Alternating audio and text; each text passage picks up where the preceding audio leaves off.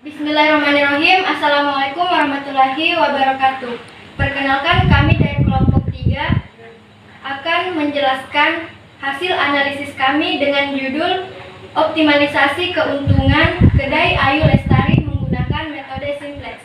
Sebelumnya, saya akan memperkenalkan diri terlebih dahulu. Perkenalkan, nama saya Selviani sebagai koordinator sekaligus untuk menganalisis data. Saya atas nama Umi Humaira yang bertugas untuk mengambil data. Saya atas nama Juwita bertugas membuat laporan. Saya atas nama Ferry Andriawan bertugas sebagai dokumentasi. Baiklah, langsung saja kita menuju ke pembahasan. Baiklah, saya akan membacakan hasil analisis kelompok kami, yaitu dalam pembuatan bakpao Bu Ayu dapat memproduksi 2 jenis bakpao, yaitu bakpao coklat dan bakpao keju. Bu Ayu dapat memproduksi 35 bakpao coklat dan 35 bakpao keju setiap harinya dengan keuntungan 140.000. Data bahan atau resep dapat dilihat pada tabel 1 dan data rincian bahan baku pembuatan bakpao dapat dilihat pada tabel 2. Berdasarkan data bahan baku pembuatan bakpao dapat dikelompokkan sebagai variabel keputusan. Yang pertama, bakpao coklat membutuhkan 70 gram coklat dan 50 gram terigu. Yang kedua, bakpao keju membutuhkan 70 gram keju dan 50 gram terigu. Keuntungan per porsi yang diperoleh yang bakpao coklat 1 porsi sama dengan 2.000, bakpao keju 1 porsi 2.000. Sedangkan persediaan bahan baku adalah yang pertama coklat 1.500 gram sama dengan 70 potong. Keju 150 gram sama dengan 70 potong. Yang ketiga, terigu 3.000 gram. Adapun analisis data, X1 sama dengan jumlah bakpao coklat yang akan diproduksi per hari. X2 sama dengan jumlah bakpao keju yang akan diproduksi per hari. Z sama dengan jumlah keuntungan bakpao coklat dan keju per hari. Tujuan penelitian ini adalah menentukan jumlah produksi untuk memperoleh maksimal dari kendala atau batasan bahan baku yang dimiliki.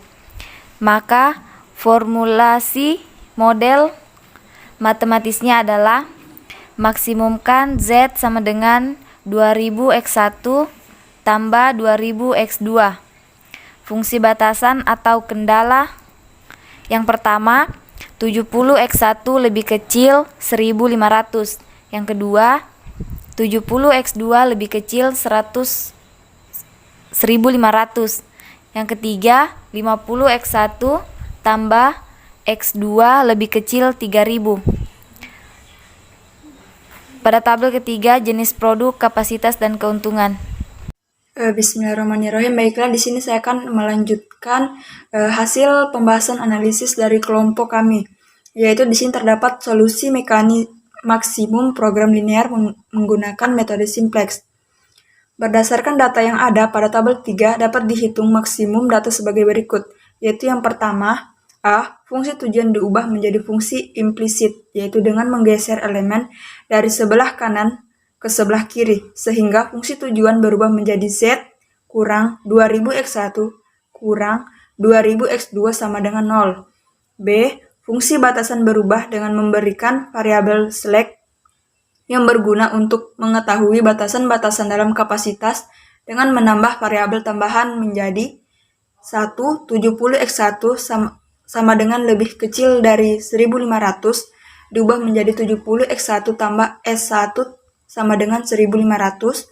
Yang kedua, 70 X2 sama dengan lebih kecil dari 1500 diubah menjadi 70 X2 tambah S2 sama dengan 1500. Dan yang ketiga, 50 X1 tambah 50 X2 diubah menjadi 50 X1 tambah 50 X2 tambah S3 sama dengan 3000. Setelah formulasi diubah, kemudian disusun ke dalam variabel literasi. Pertama sebagai berikut. Untuk tabel yang keempat, formulasi, di sini dapat kita lihat bahwa terdapat variabel dasar dengan nilai-nilai yang telah ditentukan. Untuk tabel 4-nya sendiri, untuk kolomnya terdapat Z, X1, X2, S1, S2, S3, dan nilai NK atau nilai kanan. S adalah slack, dan X1 dan X2 itu adalah variabel. Nah, di sini untuk nilai Z-nya sendiri, untuk baris yang pertama, Z sama dengan 1, X1 dan X2-nya itu sama dengan min 2000. Kenapa 2000 di sini? Karena di sini adalah keuntungan dari masing-masing bakpao tersebut. Sedangkan nilai-nilai yang ada dalam tabel ini mengikut pada fungsi batasan yang telah dituliskan tadi. Kita lanjut kepada tabel kelima. Memilih kolom kunci, di mana tabel 5 ini kolom kuncinya terdapat variabel dasar lagi. Seperti di sini kita akan menentukan kolom kuncinya yang mana kita jadikan kolom kunci.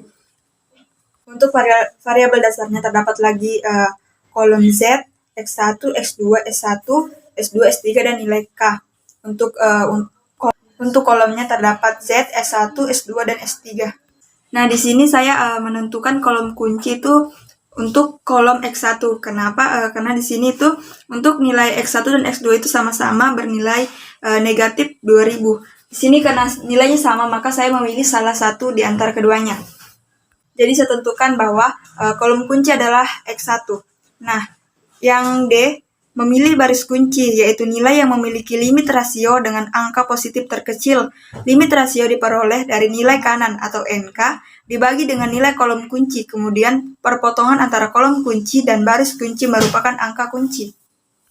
Untuk tabel 6 sendiri di sini tuh menentukan baris kunci dan angka kunci, di mana semua nilai yang ada di NK atau nilai kanan itu kita bagi dengan kolom kunci. Jadi di sini seperti 0 dibagi min 2000, 1500 dibagi 70, 1500 dibagi 0, dan 3000 dibagi 50. Nah, dari hasil pembagian tersebut kita dapat melihat bahwa nilai limit terkecil ada pada baris S1, di mana pada limit rasio ini terdapat nilai 21,43, di mana nilai ini lebih kecil dari di mana dia bernilai kecil di antara limit rasio tersebut. Untuk keterangannya sendiri, untuk kolom X1 itu sama dengan kolom kunci, baris S1 sama dengan baris kunci, dan angka 70 sama dengan angka kunci. E. Mengubah nilai pada baris kunci. Semua nilai pada baris S1 dibagi dengan 1 atau angka kunci. Jadi yang pertama, 0 dibagi 70 sama dengan 0, 70 dibagi 70 sama dengan 1, 0 dibagi 70 sama dengan 0, dan begitu seterusnya. Sehingga hasil pembagian tersebut dimasukkan pada baris baru, yaitu baris S1 yang telah dirubah menjadi X1 karena X1 merupakan kolom kunci. Sehingga dapat ditulis bahwa tabel 7 merupakan perubahan baris kunci, ya, di mana dia terdapat variabel dasar yang memuat variabel Z, X1, X2, S1, S2, S3, dan NK, dan untuk nilai barisnya yaitu ada Z, X1, S2, dan S3. Nah, di sini untuk nilai X1 sendiri, bagian barisnya kita akan ubah sesuai kita masukkan nilai yang terdapat pada hasil E tadi. Setelah kita masukkan nilainya, kita lanjut ke bagian F, yaitu mengubah nilai-nilai selain pada baris kunci, yaitu baris baru sama dengan baris lama dikurang koefisien per kolom kunci kali nilai baris kunci. Sehingga ditulis baris Z, yaitu baris lama, baris baru kita masukkan nilai jadi min 2000, min 2000, 000. Untuk NBBK-nya yaitu min 2000, kita masukkan lagi nilainya 1, 0, 0,014, 00, 21,42. Sehingga nilai baris barunya didapatkan. Nah, nilai untuk mendapatkan nilai baris baru ini, dari nilai NBBK ini tadi min 2000, kita kali dengan 0. Nah, dari hasil min 2000 kali 0 ini kita kurang lagi nilai baris lama yaitu min 2000 menghasilkan 0. Seperti begini lagi. Nilai NBBK min 2000 dikali 0 dikurang min 2000. Nah, begitu seterusnya. Hingga mendapatkan hasil dari nilai baris baru tersebut. Untuk nilai selanjutnya yaitu kita melangkah ke baris S2, di mana untuk baris lama dan NBBK-nya itu sama pengerjaannya seperti tadi. Untuk mendapatkan baris baru, jadi nilai NBBK-nya itu 0, kita dapat dari nilai yang pertama, jadi 0 dikurang 0 dikali 0 dikurang 0 tetap hasilnya 0. 0 dikurang 0,014, setelah hasilnya itu kita kurang 70, hasilnya 70. Nah, begitu seterusnya sampai ke baris 3, sehingga baris 3 ini menghasilkan nilai baris baru berupa 0, 50, min 0,7, 0, 1, 2,998. Nah, kita tulis atau kita pindahkan ke tabel 8, yaitu hasil optimasi, di mana pada tabel optimasi ini kita masukkan semua nilainya. Jadi untuk nilai Z, untuk baris Z semua kita masukkan dari nilai yang kita dapat tadi, yang telah kita ubah dari baris 2 itu, dari baris S2 itu hasilnya baris baru, baris S3 hasilnya baris baru. Nah, semuanya itu nilai kita masukkan. Nah, setelah sudah kita masukkan, sehingga untuk menentukan keuntungan maksimum tidak boleh ada angka negatif pada garis fungsi tujuan. Nah, berdasarkan tabel di atas masih terdapat nilai negatif pada garis fungsi tujuan, sehingga masih harus dilakukan literasi kedua, yaitu pada kolom X2. Nah, G-nya itu menentukan kolom kunci, baris kunci, dan angka kunci literasi kedua. Sehingga tabel 9, kita ini akan mencari kolom kunci, baris kunci, dan angka kunci literasi kedua. Nah, untuk variabel dasarnya kita tulis lagi.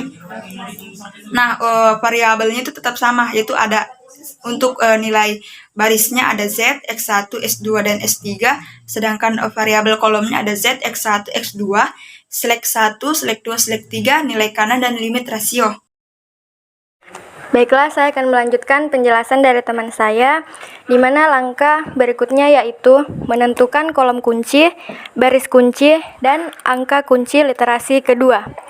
Jadi pada tabel 9 ini kita akan menambahkan tabel yaitu limit rasio. Jadi angka yang didapatkan dari limit rasio merupakan NK dibagi dengan X2. Selanjutnya yaitu mengubah nilai pada baris kunci. Semua nilai pada baris S1 dibagi dengan 70 atau angka kuncinya. Nah, jadi di sini yang harus kita bagi adalah 0 dibagi dengan 70 hasilnya 0, kemudian 70 dibagi 70 sama dengan 1, 0 dibagi 70 sama dengan 0, dan 1 dibagi 70 sama dengan 0,01. Kemudian 0,7 dibagi sama dengan 0. Yang terakhir 1500 dibagi 70 menghasilkan 31,42. Jadi hasil pembagian dimasukkan pada baris baru, yaitu baris S2 yang telah diubah menjadi X2 karena X2 merupakan kolom kunci. Nah, jadi bisa kita lihat pada tabel 10 di mana tabel 10 ini merupakan perubahan dari baris kunci. Langkah berikutnya yaitu mengubah nilai-nilai selain pada baris kunci, yaitu baris baru sama dengan baris lama dikurang koefisien per kolom kunci dikali dengan nilai baris kunci. Jadi bisa kita lihat di sini baris baru yang dihasilkan oleh baris set yaitu 0, 0, 28, 20, 0, dan 85,7. Adapun baris baru yang didapatkan dari baris X1 yaitu 0, min 1, 0,014, min 0,010, 0, dan 10. Kemudian baris baru yang didapatkan dari baris S3 yaitu 0, 0, min 0,7, min 0,05, 1, dan 1,93. Nah, setelah baris baru ketiganya sudah didapatkan, maka kita masukkan ke dalam tabel. Nah, jadi pada tabel 11 ini merupakan hasil optimasinya. Oke, baik, selanjutnya yaitu hasil dan rekomendasi. Berdasarkan tabel 11 di atas, baris Z tidak lagi ada yang bernilai negatif, sehingga solusi yang diperoleh sudah optimal. Maka keuntungan maksimum yang diperoleh kedai Ayu Lestari dalam satu hari dari perhitungan dengan metode simplex adalah 85.700 dengan menjual 10 porsi bakpao. Rekomendasi dari kelompok kami untuk mendapatkan keuntungan yang optimal, kedai Ayu Lestari sebaiknya menjual 10 porsi bakpao sehingga bisa memperoleh keuntungan optimal yaitu 85.700. Itulah penjelasan dari kelompok kami. Lebih dan kurangnya mohon dimaafkan. Wassalamualaikum warahmatullahi wabarakatuh.